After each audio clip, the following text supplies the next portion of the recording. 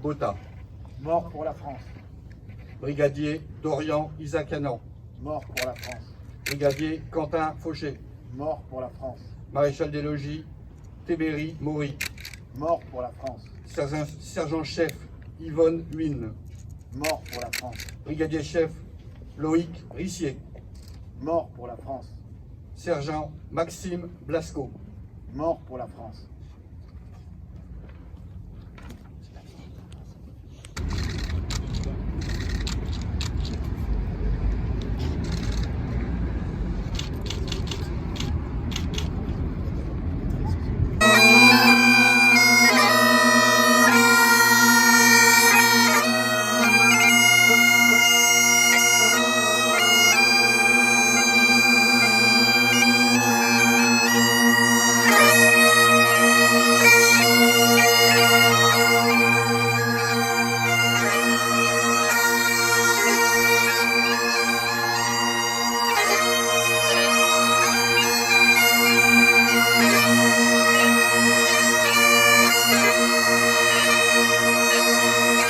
Mes chers concitoyens, chers amis, alors je commencerai par un petit mot d'introduction pour vous dire que tout le bonheur qu'on a d'avoir des enfants quand on commémore ce type d'événement, de pouvoir assurer la suite, comme on dit. On sait qu'il y a le dernier qui était là ce matin, aux Invalides, c'était aux Invalides à la cérémonie. Je pense que vous en parlerez peut-être. Donc je vous laisse en parler, mais en fait voilà, le dernier qui est là, qui est parti, le dernier survivant de ces terribles guerres, parce que là on parlait de la guerre plutôt de 45, mais et ben maintenant il n'y a plus de témoignages, disons, vivants de tout ça, si ce n'est les images d'horreur qu'on connaît et qu'on peut voir tous.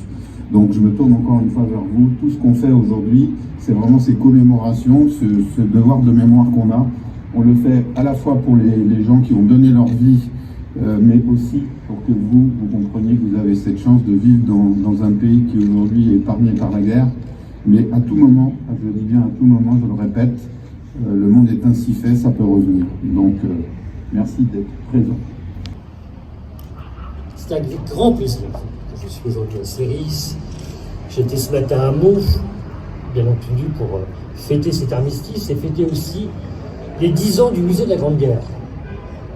Notamment, Philippe, tu l'as soulevé, qui est un musée qui a cette particularité, non pas de montrer les grands mouvements qu'on a connus durant cette guerre 14-18, cette première guerre mondiale, cette guerre des tranchées, cette guerre des mouvements, mais surtout de mettre l'homme et la femme au cœur de cette affreuse guerre, cette sale guerre de 14-18.